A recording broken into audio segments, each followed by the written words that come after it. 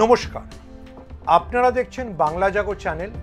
আমরা ফিরে এলাম চায়ের সঙ্গে টায়ের আরেকটি এপিসোড নিয়ে।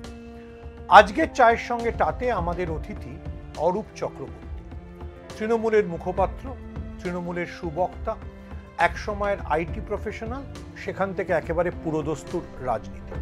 অরূপ, চায়ের সঙ্গে টাতে আপনাকে স্বাগত। নমস্কার, বাংলা জগৎ সব দর্শককে অনেক অনেক শুভেচ্ছা। চায়ের সঙ্গে টা ঠিকই, ঘটনাচক্রে এটা আমার দ্বিতীয় চা। মানে চাটা এতটাই ভালো যে এক কাপ শেষ করার পর আবার চেয়ে নিলাম সেকেন্ড রাউন্ড।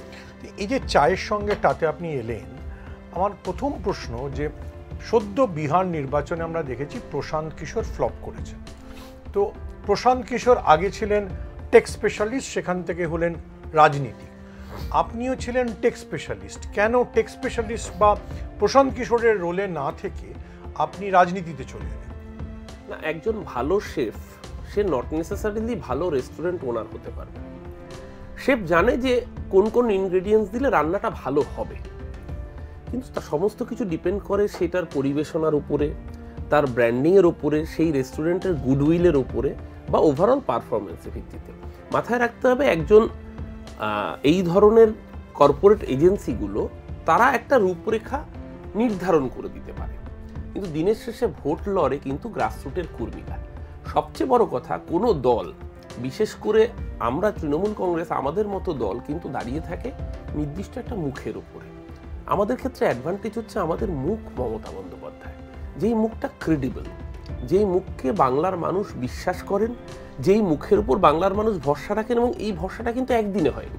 মমতা ব্যানার্জি তার আগে মুখ্যমন্ত্রী হওয়ার আগে 40 বছরের বিরোধী নেত্রীর ইতিহাস, দিনের পর দিন মার খাওয়া, বছরের পর বছর পরাজিত হওয়া, কিন্তু হার না মানা, অনর মনোভাব নিয়ে।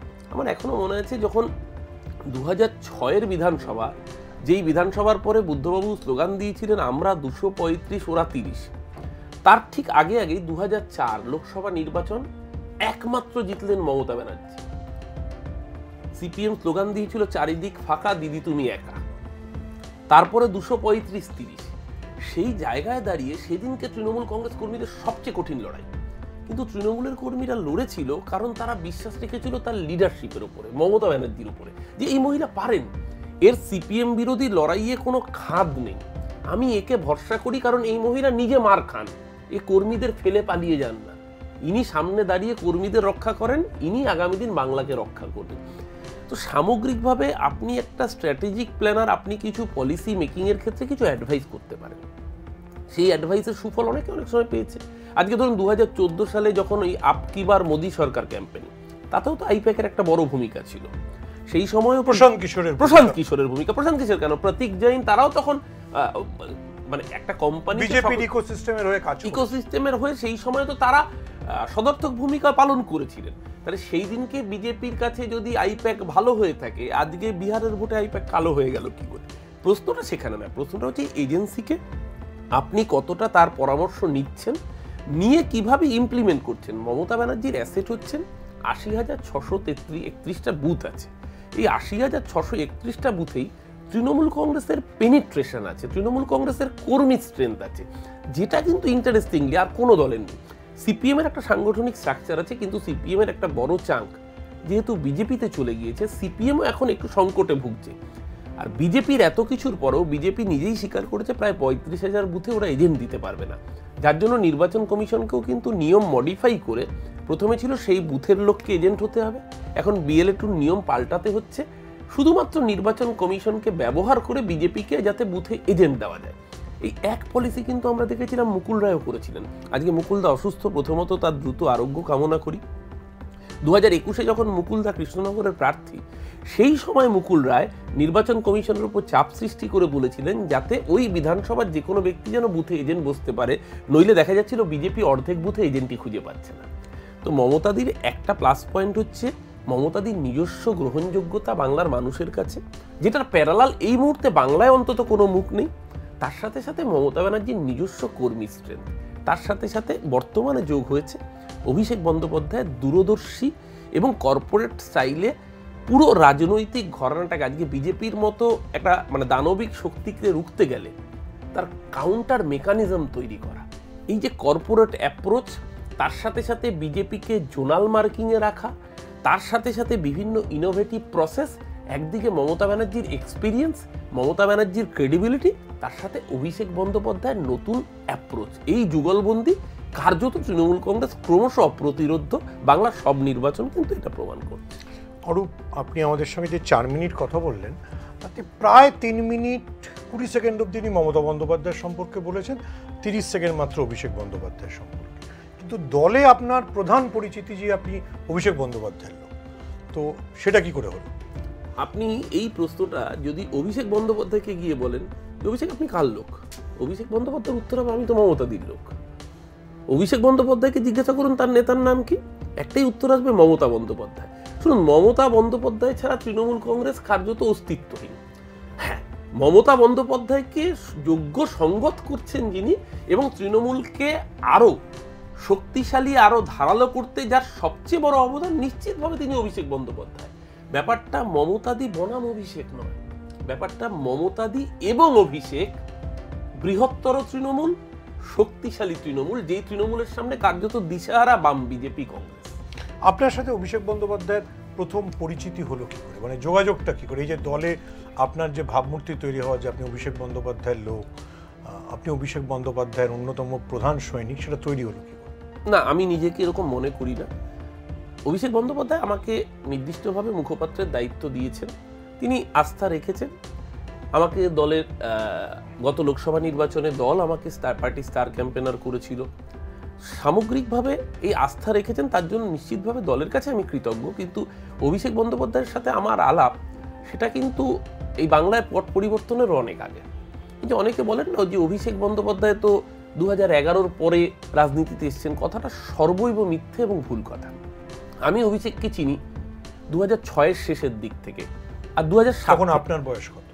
সেই সময় আমি কর্পোরেটে চাকরি করি। 2006-এর সাথে আমি ধরুন, আমার তো জন্ম 78-এ, সেই হিসেবে দেখতে গেলে 2006, মানে তখন 28 বছর। হ্যাঁ, 28-29 বছর বয়স সেই সময়। আর অভিষেক বন্দ্যোপাধ্যায় সেই সময় সদ্য মানে ভোটাধিকার প্রাপ্ত হয়েছে আর কি, প্রথম ভোটার হচ্ছে হয়তো। সেই জায়গায় দাঁড়িয়ে আমার সাথে ওর পরিচয়ের মাধ্যমও কিন্তু সামাজিক মাধ্যম, সোশ্যাল মিডিয়া। এটা ঘটনাচক্রে প্রথম যে তৃণমূল কংগ্রেসের হয়ে প্রচার করা, এটা তো সোশ্যাল মিডিয়ার কথা লোকে তখন জানতো না সেভাবে। আমি নিজে যেহেতু কম্পিউটার সায়েন্স নিয়ে পড়াশোনা করেছি, আমার অঙ্কে স্নাতকের পরে, তারপর স্নাতকোত্তরে আমি কম্পিউটার সায়েন্স নিয়ে পড়াশুনো করেছি, তারপর বহুজাতিক কাজ করেছি, যার ফলে সেই সময় থেকে আমাদের এই ডিজিটাল প্রচারের কনসেপ্টগুলো আমাদের মধ্যে পরিষ্কার ছিল। তখন অর্কুট বলে একটি সামাজিক মাধ্যম ছিল, সেখানে প্রথম আমরা 2006-এর বিধানসভা নির্বাচনের আগে একটা কমিউনিটি তৈরি করতাম। তখন তৃণমূল কংগ্রেসের সমর্থক খুঁজে পেতে দেখতে হতো আর কি, দূরবীন দিয়ে খুঁজতে হতো। হয়তো আমরা সব মিলিয়ে 7, 8, 10, 15 জন, উল্টো দিকে সিপিএম-এর একটা 300-400 জনের বাহিনী আর কি, এরকম। তখন খুব কম লোক সোশ্যাল মিডিয়া করতো। তৃণমূল কংগ্রেস সাপোর্টার্স বলে একটা কমিউনিটি, আমি যদি ডেটটা ভুল না করে থাকি, 2006 সালের 30শে মার্চ বিধানসভা নির্বাচনের আগে আমি অফিসে বসা, আমার এক বন্ধু ও আমার কলিগ ছিল, আমরা দুজনে মিলে লাঞ্চ ব্রেকে পরিকল্পনা হচ্ছে কী করা যায় বলতো, চারদিকে শুধু সিপিএমের লোকজন এরকম লিখে বেড়াচ্ছে। তো তখন ঠিক করলাম যে আমরা তৃণমূল কংগ্রেস সাপোর্টার্স বলে একটা কমিউনিটি তৈরি করি, যেখানে সমমনোভাবাপন্ন লোকজন তারা বিভিন্ন ইনপুট দেবে, মতামত দেবে, এবং সিপিএমের বিরুদ্ধে কীভাবে লিখতে পারে, প্রচার করতে পারে, এত ক্ষুদ্র একটা প্রয়াস। সেই কমিউনিটি পরে বৃহত্তর মহিরুহ হয়, প্রায় 2 লাখ, 2.5 লাখ, 3 লাখ মেম্বার হয়, সেগুলো পরে। কিন্তু সেই সুবাদে 2007-এ যখন জাস্ট নন্দীগ্রাম, 3রা জানুয়ারি 2007 প্রথম নন্দীগ্রামে গুলি চলল, তারপর 14ই মার্চ, সেই সময়ে অভিষেক বন্দ্যোপাধ্যায় কিন্তু ওই কমিউনিটিতে যোগদান করেছিলেন। তিনি কিন্তু সমাজ মাধ্যমে এবং এই যে প্রযুক্তিকে ব্যবহার করা, তখন থেকে অভিষেক বন্দ্যোপাধ্যায়ের নজর ছিল। পরবর্তীকালে আপনি দেখেছেন যে অভিষেক বন্দ্যোপাধ্যায় নিজে সিঙ্গুরের ধর্ণা মঞ্চে মমতা ব্যানার্জির পাশে গিয়ে উপস্থিত হয়েছে। আমি নিজে ব্যক্তিগতভাবে জানি, তখনও তৃণমূল যুবা তৈরি হয়নি, তখনও অভিষেক আমাকে তৃণমূল ভবনে ডেকেছিলেন, ডেকে আমরা কিভাবে কাজগুলো করছি, সোশ্যাল মিডিয়া তখন কিভাবে করছি, বা ছাত্র পরিষদ বা যুব কংগ্রেসের অ্যাক্টিভিটি, সেগুলো নিয়েও বহু সময় আলাপ আলোচনা এগুলো হয়েছে। সেগুলো পরবর্তী, এগুলো তৃণমূল ক্ষমতায় আসার আগে। তৃণমূল ক্ষমতায় আসার আগে সামাজিক মাধ্যমে অভিষেকের সাথে আমার পরিচয় প্রথম। অভিষেককে প্রথম আমি চাক্ষুষ করেছি, সেটা একটা ইন্টারেস্টিং ঘটনা। সেটাকে তৃণমূল ক্ষমতায় আসার আগে তার আগে অভিষেক কিন্তু মমতাদির অনশন মঞ্চে গিয়ে সেই মঞ্চ থেকে তার সলিডারিটির বার্তা, সেগুলো সব কিন্তু সেই অধ্যায়। তখন তৃণমূল ক্ষমতায় আসে, নিজে বলছে না যে অভিষেক তো তৃণমূল ক্ষমতায় আসার পরে। বাস্তবটা মিথ্যে, তা নয়, বাস্তবটা আসলে আমার নিজের অভিজ্ঞতা বলছি। 2011 সাল মমতা ব্যানার্জি তখনও রেলমন্ত্রী, তখনও বাংলায় পদ পরিবর্তন হয়নি। মমতাদির শেষ রেল বাজেট, আমি ঘটনাচক্রে আমি দিল্লিতে গিয়েছি এবং আমার ইচ্ছে ছিল রেল বাজেট মমতা বন্দ্যোপাধ্যায় তিনি পেশ করবেন, সেটা চাক্ষুষ করব। ভিজিটার হিসেবে পার্লামেন্টে ঢোকা যায়। তখন মুকুলদা ছিলেন মমতা বন্দ্যোপাধ্যায়ের সাথে, সবসময় থাকতেন দিল্লিতে। সেখানে পাস করিয়ে দেওয়া হলো, ব্যবস্থা করা হলো, ভিজিটার্স পাস নিয়ে সমস্ত সিকিউরিটি চেক ইন নিয়ে যখন আমরা ঢুকবো, ঘটনাচক্রে ঢোকার ঠিক আগেই লাইনে কিউতে আমার আগে যে ব্যক্তিটি ছিলেন তিনিও রেল বাজেট দেখতে গিয়েছেন, তার নাম অভিষেক বন্দ্যোপাধ্যায়। দেখুন, আপনি তো অরূপ ফুটবল ভালোবাসেন, আপনি ইস্ট বেঙ্গলের সমর্থক। ফুটবল একটা কথা আছে, স্পট দেম ইয়ং। তাহলে অভিষেক বন্দ্যোপাধ্যায় আগে আপনাকে স্পট করলেন, না আপনি আগে নেতা হিসেবে অভিষেক বন্দ্যোপাধ্যায়কে স্পট করেছিলেন? না, আমি শুনুন, আমি আবারও বলছি, আমি দিনের শেষে একজন ডিসিপ্লিন সোলজার। অভিষেক বন্দ্যোপাধ্যায় তিনি কাউকে ওরকমভাবে আইডেন্টিফাই করেন না, কারণ অভিষেক বিশ্বাস করেন পারফরমেন্স ড্রিভেন পার্টিতে।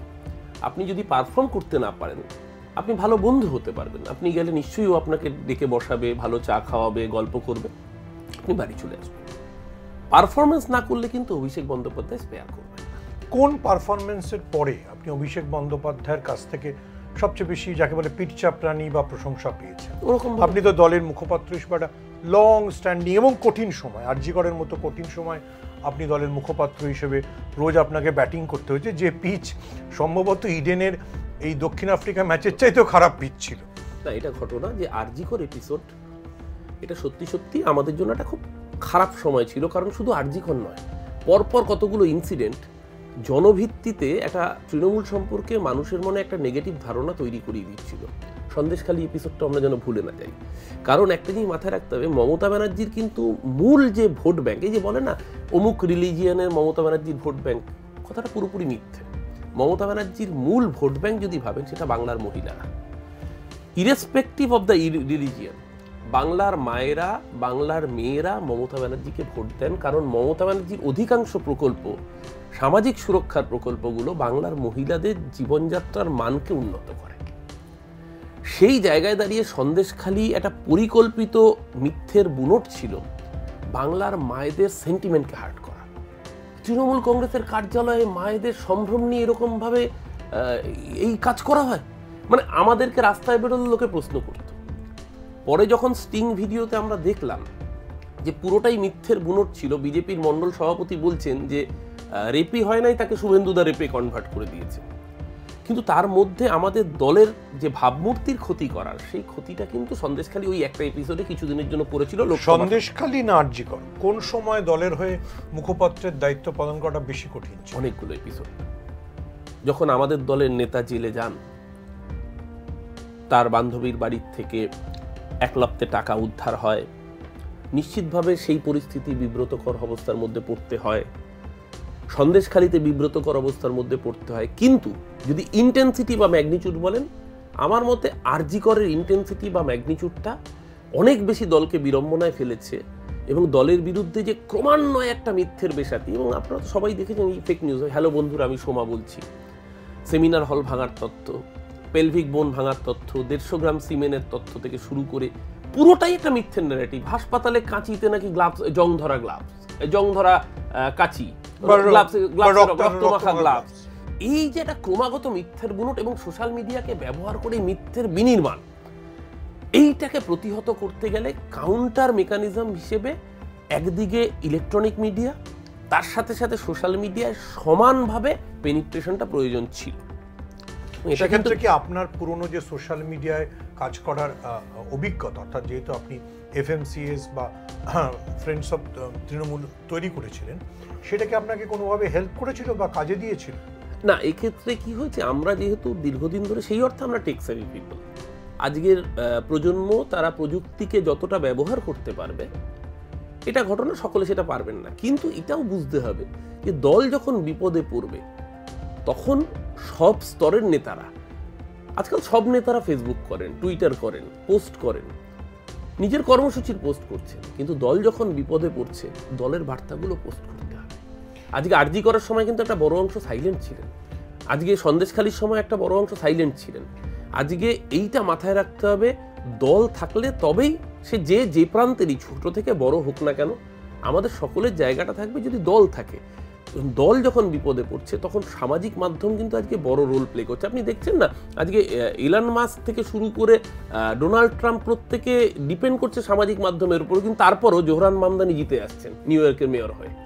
এবং সোশ্যাল মিডিয়ার এই নির্ভরতার যুগে যখন দল বিব্রতকর অবস্থায় থাকে, দলের কোনো সাংসদ দেখা গেল নীতিশ কুমারের প্রশংসা করে দিয়েছে, বিহার নির্বাচনে অসাধারণ জয় হয়েছে বলে দিয়েছে, বা দলের দুই খুব সিনিয়র নেতা নেত্রী তারা নিজেদের ব্যক্তিগত জীবন, প্রেম ইত্যাদির বিষয়ে কনস্ট্যান্ট টেলিভিশনে বাইট দিচ্ছেন, তখন আপনার প্রাইম টাইমে যেতে কীরকম লাগে বা কতটা অস্বস্তি হয়? না, এটা আমাদের না, আমরা যারা জুনিয়র সেই অর্থে আমাদের জন্য নিশ্চিতভাবে বিড়ম্বনা। এবং আপনি যদি বলেন মুখপাত্র হিসেবে সবচেয়ে সমস্যা কোথায় হয়, মানে আমাকে এরকমও ঘটনা ঘটেছে, আমি নাম করেই বলছি, নাম না করে বলছি বেটা, মুর্শিদাবাদের এক বিধায়ক ক্রমাগত দলকে বিব্রত করছে। আমি একটি টেলিভিশন চ্যানেলে পার্টি আমাকে অ্যাসাইন করেছে, আমি গিয়েছি। আমি জানি না উল্টো দিকে তারা ওই বিধায়ককে বসিয়ে দেবেন। উনি যে অভিযোগগুলো করছেন সেই অভিযোগগুলো সরাসরি দলের বিরুদ্ধে যাচ্ছে, আর আপনি দলের, এবার আমি দলের মুখপাত্র, এবার উনি দলের বিধায়ক, এবার আমি ওনার বিরোধিতা করলেও দলবিরোধী হচ্ছে বিষয়টা, কিন্তু উনি যে লাইনগুলো বলছেন সেটা দলবিরোধী লাইন।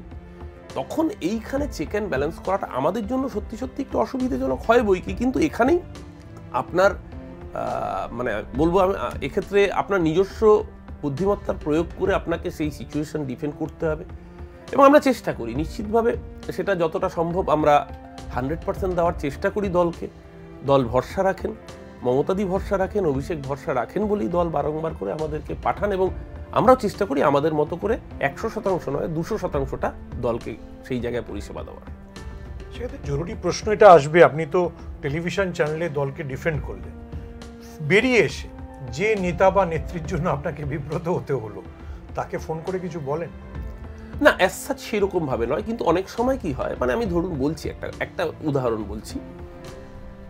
একজন নেতা, তিনি দীর্ঘদিন আমাদের দলের বড় নেতা ছিলেন পশ্চিম বর্ধমান জেলার।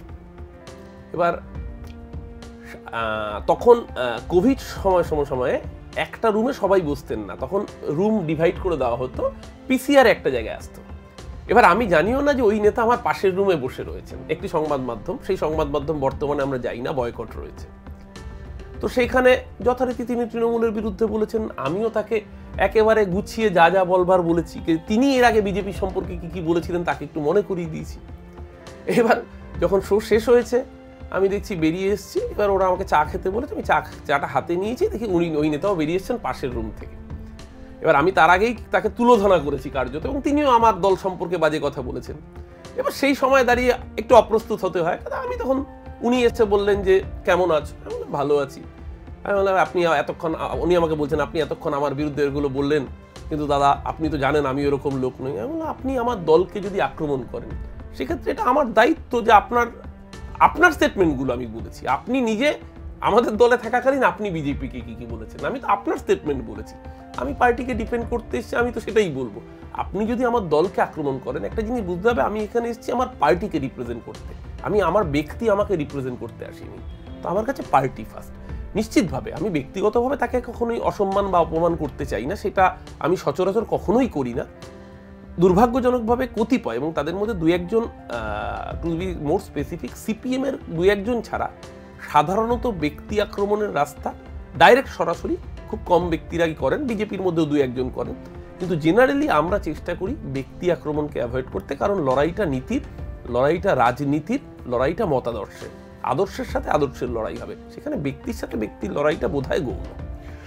টেলিভিশনে মুখপাত্রের দায়িত্ব পালনের পাশাপাশি আপনি একজন জনপ্রতিনিধি, প্রায় 10 বছর কাউন্সিলর আছেন, তো সেই কাজটা কতটা কঠিন? সেখানে তো আরও ডাইরেক্ট মানুষের কন্ট্যাক্টে থাকতে হয়, সেখানে আরও ডাইরেক্ট মানুষের সঙ্গে কাজ করতে হয়, এবং আপনি এখন যে ওয়ার্ডের কাউন্সিলর সেখানে তো বামেদের এখনও যথেষ্ট দাপট, সেটাকে কীভাবে হ্যান্ডেল করেন বা মোকাবিলা করেন?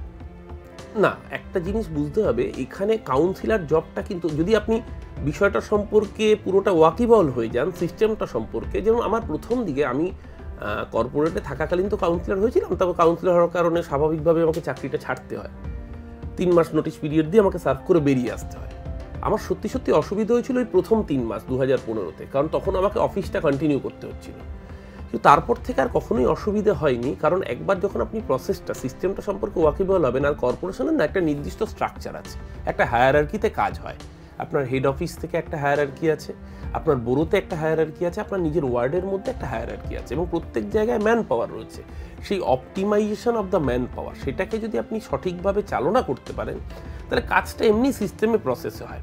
তার সাথে সাথে আমি সমস্ত কিছু করার বাইরে সকালবেলা আগে নিজের ওয়ার্কটা করি, সকাল থেকে দুপুর 2-3টে অবধি আমি ওয়ার্ক করি, তারপরে বাকি পার্টির যাবতীয় যা কাজ, প্রেসকে ব্রিফ করা হোক বা কোনো ভিডিও করা হোক বা সন্ধ্যাবেলা চ্যানেল করা হোক বা মিটিং মিছিল হেনাতানা যাই করা হোক, সকাল থেকে একদম আর্লি মর্নিং থেকে দুপুর 3টে অবধি আমি সবার আগে প্রায়োরিটি থাকে আমার ওয়ার্ডের ড্রেনেজ, ওয়ার্ডের জল, ওয়ার্ডের লাইট, ওয়ার্ডের মেনটেনেন্স, সমস্ত কিছু করার পরে, আর একটা দীর্ঘদিন ধরে চলতে চলতে আপনার সিস্টেমটা এমনি হয়ে যায়। আজকাল প্রযুক্তিকেও আমি ব্যবহার করি, মানে আমি বলছি আমার ওয়ার্ড অফিসে আজকাল লোককে আসতেও হয় না, আমার হোয়াটসঅ্যাপ নাম্বার দেওয়া থাকে, তারা হোয়াটসঅ্যাপে সমস্যা পাঠালে সাথে সাথে কনসার্ন ডিপার্টমেন্টের কাছে আমরা সেই সিস্টেম, সেই টেকনোলজি আমরা তৈরি করে রেখেছি, সেই ডিপার্টমেন্টে পৌঁছে যায় উইদিন 24 আওয়ার্স, ম্যাক্সিমাম 48 ঘন্টার মধ্যে তার প্রবলেমটা যাতে সলভ হয়, এবং তারা ধন্যবাদ জানিয়ে পোস্ট করেন সামাজিক মাধ্যমে। এটাও কিন্তু আজকে বাড়তি একটা প্রাপ্তি, যে সামাজিক মাধ্যমকে আপনি পজিটিভলি ইউজ করবেন না নেগেটিভলি ইউজ করবেন। তার মানে আপনি বলতে চাইছেন এই যে কর্পোরেশনের বা পুরসভার যে পাওয়ার স্ট্রাকচার, পাওয়ার মানে আমি বলছি হায়ারার্কি, সেটা আপনি বোঝেন, হ্যাঁ, মানুষের সাথে সংযোগ স্থাপন করতে পেরেছেন, মানুষের উপলব্ধির কথা বুঝতে পেরেছেন। এই পুরো সব কিছু উপলব্ধি নিয়ে আপনার পছন্দের দল ইস্ট বেঙ্গলকে কেন জেতাতে পারছেন না?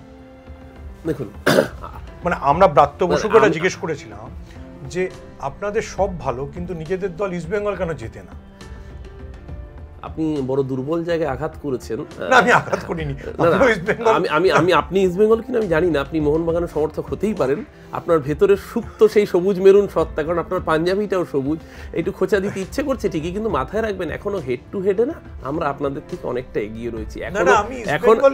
আমি চিরকাল ইস্ট বেঙ্গলই সমর্থক, কিন্তু আমিও ভাবি যে রাহুল গান্ধীর মতোই, যে কংগ্রেস সমর্থকরা কিভাবে রাহুল গান্ধীর উপর ভরসা রেখেছে আর আপনারা কি করে ইস্ট বেঙ্গলের উপর ভরসা রেখেছেন। মানে আমরা কোনো ক্লাব কর্তৃপক্ষের উপর বলে নয়, আমরা লাল হলুদ রং এই পতাকাটার উপর ভরসা রাখি। মাঠে এখনো যান?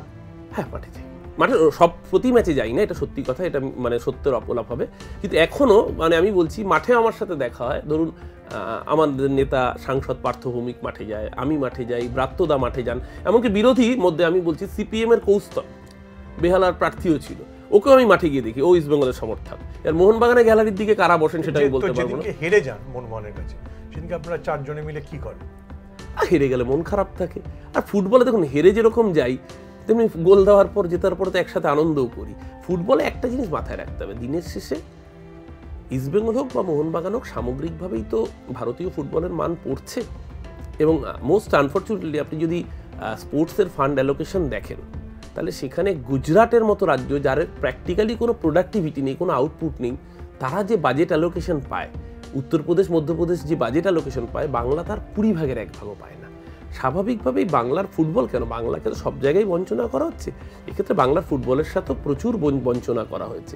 সেই জায়গায় দাঁড়িয়েও নিশ্চিতভাবে এবারের ইস্টবেঙ্গল টিম আগেরবারের থেকে বেটার হয়েছে। এবারে তো ডার্বিটা যথেষ্ট উপভোগ্য ডার্বি হয়েছিল, কিন্তু এই পচা শামুকে পা কেটেছে ঠিকই, কিন্তু আমরা যারা ইস্টবেঙ্গল আমাদের তো রক্তে লড়াই রয়েছে। স্বাভাবিক, আপনি বলছেন বটে মোহনবাগানের যে অমর ম্যাচ, সেই খালি পায়ে ব্রিটিশদের হারানো, সেই ম্যাচের নজনজ কিন্তু ছিল লোপার বাংলা। ইস্টবেঙ্গল আপনার এলাকায় সব কিছুর মধ্যে একটা প্রবল বাঙাল বিষয় আছে। বাঙালরা খুব খেতেও ভালোবাসে। আপনি কি খেতে ভালোবাসেন? একেবারে খাঁটি কথা, একেবারে ঢাকাই বাঙাল তো, খাইতে আমরা বড় ভালোবাসি। কি কি খেতে ভালোবাসে? মানে অ্যাকচুয়ালি ওই যে আকাশে উড়ে তার মধ্যে এরোপ্লেন, জলে চলে জাহাজ, আর ডাঙায় বাস ট্রাম ছাড়া বাকি সবই খাই, মোটামুটি যা খাওয়ার মধ্যে পড়ে আর কি। খেতে আমরা সর্বভূক। নিজস্ব ফেভারিট কিছু খাবার না, এটা বাঙালির বড় বিপদ। বাঙালিকে আপনি জিজ্ঞাসা করুন যে আমাকেও, মানে আমি নিজেকে সেইভাবেই দেখছি যে বিরিয়ানি ভালোবাসেন, হ্যাঁ দিব্যি ভালোবাসি, তারপর চাইনিজ ভালোবাসেন না, চাইনিজও বিলক্ষণ ভালোবাসি, ইন্ডিয়ান ভালোবাসি, তন্দুর ভালোবাসি, আমি কন্টিনেন্টালও ভালোবাসি, মানে খাবারে কোনো বাজ বিচার নেই। এমনকি আপনি বলছি আমাকে যদি ভালো নিরামিষ রান্নাও যদি কেউ দেয়, মানে সেটা মোচার ঘন্ট হতে পারে, শুক্তো হতে পারে, বা ভালো অন্য কোনো নিরামিষ ডিশ হতে পারে, সেটাও আমি ভালোবাসি। আবার রোববার দুপুরে একটু যদি কচি পাঁঠার হালকা ঝোল হয়, তাহলে তো মানে বাঙালি হিসেবে যা হয় আর কি। তুলনায় মাছ কম ভালোবাসি আমি, কিন্তু বউয়ের চাপে পড়ে মাছটা আজকাল বেশি খেতে হচ্ছে। আপনি নিজেই যেহেতু বউয়ের প্রসঙ্গ আনলেন, আপনার স্ত্রী তো ভালো স্ক্রিপ্ট রাইটার, লেখিকা, উনি নিজে ক্যান্টিন নিয়ে স্ক্রিপ্টও লিখেছেন, তো কে কাকে প্রভাবিত করবে? এটা বলা মুশকিল, এই সত্যি কথা বললে বড় বিপদ হয়ে যাবে, বাড়িতে ফিরতে পারবেন না, বা মানে ওই একটি জায়গায় প্রত্যেকেই ভয় পায়। তো না, তবে আমি রান্না করতে ভালোবাসি, বাড়িতে আমিও রান্না করি, এবং আমার স্ত্রীর সাথে আমিও মানে সব কাজেই মোটামুটি হাত লাগানোর চেষ্টা করি। সময় অভাবে সবসময় পেরে উঠি না, কিন্তু ও যতটা কাজ করে আমিও করবার চেষ্টা করি বাড়ির কাজ। মানে কে বেশি খেতে ভালোবাসে বা কে বেশি? আমরা দুজনেই ফুডি, দুজনেই খেতে ভালোবাসি, দুজনেই ঘুরতে ভালোবাসি। আবার বলছি, মানে আগে স্ট্রিট ফুড খুব ভালোবাসতাম, ইদানিং শারীরিক কারণে কমিয়েছি, কিন্তু এখনো ফুচকা পেলে লোভ সামলাতে পারি না। এটা কিন্তু শুভেন্দু অধিকারীর মতো না, আমি কিন্তু কামড় দিয়ে ফুচকা খাই, আমরা কিন্তু একবারে ফুচকা। কিন্তু শুভেন্দুর সঙ্গে তো এক সময় আপনার খুব ঘনিষ্ঠ সম্পর্ক ছিল, আপনি শুভেন্দুর সঙ্গে যুব কংগ্রেসের টিমও করেছেন, তখনও কি শুভেন্দু এতটাই ফুচকা খাওয়া নিয়ে নাটক করতেন? না, দেখুন, এটা মানতে হবে, শুভেন্দু অধিকারী সেই সময় আমাদের দলের যুব সভাপতি ছিলেন, আমি একটি জেলার সাধারণ সম্পাদক ছিলাম, দক্ষিণ কলকাতারই, তখন আমি সাধারণ সম্পাদক ছিলাম যুব। তো স্বাভাবিকভাবে উনি যখন আমার দলের নেতা ছিলেন, তো আমার দলের নেতার নির্দেশ তখন মেনেছি। কিন্তু পরবর্তীকালে তো আমাদের সামনে আস্তে আস্তে পুরো বিষয়টা পরিষ্কার হলো যে উনি আসলে ভেতর থেকে দলকে অন্তর্ঘাত করে ভেঙে দিতে চেয়েছিলেন। আজকে যদি সেই সময় অভিষেক বন্দ্যোপাধ্যায় পুরো যুব নেতৃত্বকে না সামলাতেন, তাহলে দলের মধ্যে যে অন্তর্ঘাতের পরিকল্পনা নিয়ে উনি বেরিয়েছিলেন, কার্যত 2021-এর নির্বাচন, আমি তো মনে করি 2011-র নির্বাচন বাংলার মানুষ ম্যান্ডেট দিয়ে দিয়েছিল। 2008-এর পঞ্চায়েত নির্বাচন, 2009-এর লোকসভা, 2010-এর পুরসভাগুলো বুঝিয়ে দিয়েছিল সিপিএমের বিদায় আসন্ন। 2011 আনুষ্ঠানিক স্বীকৃতি দিয়েছিল। কঠিন নির্বাচন লড়েছি 2016-তে, কারণ তার আগেই নারদার ভিডিও সামনে এসেছিল, কিন্তু তার থেকেও অনেক বেশি কঠিন নির্বাচন 2021-এ আমাদের লড়তে হয়েছে। এই রাষ্ট্রশক্তির বিরুদ্ধে, এই পেশি শক্তি, এই অর্থশক্তির বিরুদ্ধে, সেখানে মমতা ব্যানার্জির পা ভেঙে গিয়েছে, দিদিমণি হুইল চেয়ারে করে ঘুরছেন। সেই জায়গায় দাঁড়িয়ে অভিষেক বন্দ্যোপাধ্যায় যদি যোগ্য সঙ্গতের বেতনটা মমতাদির সাথে না তুলে নিতেন, তাহলে কিন্তু সেদিনকে শুভেন্দু অধিকারী যে দলের ভেতরে অন্তর্ঘাত করেছিলেন, তাতে কিন্তু দল বিপদে পড়ত। এবং এই জন্যই মমতাদির নেতৃত্বে অভিষেক বন্দ্যোপাধ্যায়ের সেনাপতিত্বে এই কয়েনেসটা আমরা বারবার বলি। আপনি যে প্রথমে বলছিলেন, মমতাদি বনাম অভিষেক নয়, আমাদের কাছে মমতাদি এবং অভিষেক এই যুগলবন্দি চতুর্থবার মামাটি মানুষের সরকার। মানে আপনি 2026-এর কথা বলছেন? 26 আর কোনো মানে বাংলার মানুষের কাছে কোনো অপশন নেই, বিজেপিকে হারাতে হবে। আপনি দেখেছেন তো এই মানে সাম্প্রতিক সময়েও এই আমার রাজা রামমোহন রায়ের সম্পর্কে কি কুৎসিত মন্তব্য করেছেন বিজেপির মন্ত্রী, সে শিক্ষামন্ত্রী।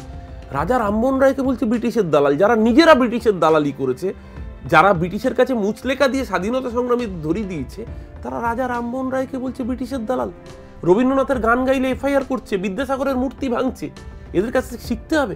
আমাদের রাম রাজা রামমোহন রায়, আমাদের ঈশ্বরচন্দ্র বিদ্যাসাগর, আমাদের ঠাকুর রবীন্দ্রনাথ ঠাকুর, যারা আমাদের এই অস্মিতাকে আঘাত করতে চায়, এই জন্যই আমরা তাদেরকে বাংলা বিরোধী জমিদার বলছি। 2026 এই জমিদারদের পতন নিশ্চিত। 2026-এর বিধানসভা নির্বাচন নিয়ে আপনি বলছেন তৃণমূলের কোনো টেনশন বা কোনো চাপ নেই? না, এখানে বিজেপি জানে মানুষের ভোটে পারবে না, তার জন্য এসআইআর করে একটা বিরাট অংশের নাগরিকের নাম বাদ দেবে। আমি বলছি, আমাদের কিন্তু সিঁদুরে মেঘ দেখলে সতর্ক থাকা উচিত। মানে বিহারের ফলে দেখুন, আপনিও দেখেছেন অ্যানালিসিস, প্রায় 60-এর বেশি আসনে যেখানে খুব অল্প ব্যবধানে জয় পরাজয় নির্ধারণ হয়েছে, কোনোটায় 100 ভোটের কম, কোনোটায় 500 ভোটের কম, 1000 ভোট 2000 ভোটের ডিফারেন্স হয়েছে। সেই বিধানসভাগুলোতে কোনোটায় 15,000 ভোট ডিলিট হয়েছে, কোনোটায় 20,000, 25,000, 30,000।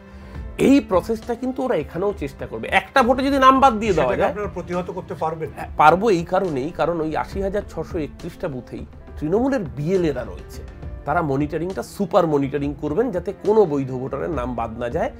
বাংলা বিহার হবে না। আপনারা দেখছিলেন চায়ের সঙ্গে টা। আজ আমাদের অতিথি ছিলেন অরূপ চক্রবর্তী। তিনি 2026-এর বিধানসভা নির্বাচনে তৃণমূলের ফলাফল, তৃণমূলের সম্ভাবনা নিয়ে যতটা উল্লসিত, ততটাই নিশ্চিত যে পশ্চিমবঙ্গ বিহার হবে না, অর্থাৎ পশ্চিমবঙ্গে বুথ লেভেলে এত লোকের নাম বাদ যাবে না। আমরা অপেক্ষায় থাকবো, আপনার নজরও রাখবো 2026-এর বিধানসভা নির্বাচনের দিকে। অরূপ, আপনাকে অনেক অনেক স্বাগত, অনেক অনেক ধন্যবাদ যে আপনি আজকে আমাদের অনুষ্ঠানে এসেছেন। এতক্ষণ আপনারা দেখছিলেন চায়ের সঙ্গেটা, অতিথি ছিলেন অরূপ চক্রবর্তী। আপনারা দেখতে থাকুন বাংলা জগৎ।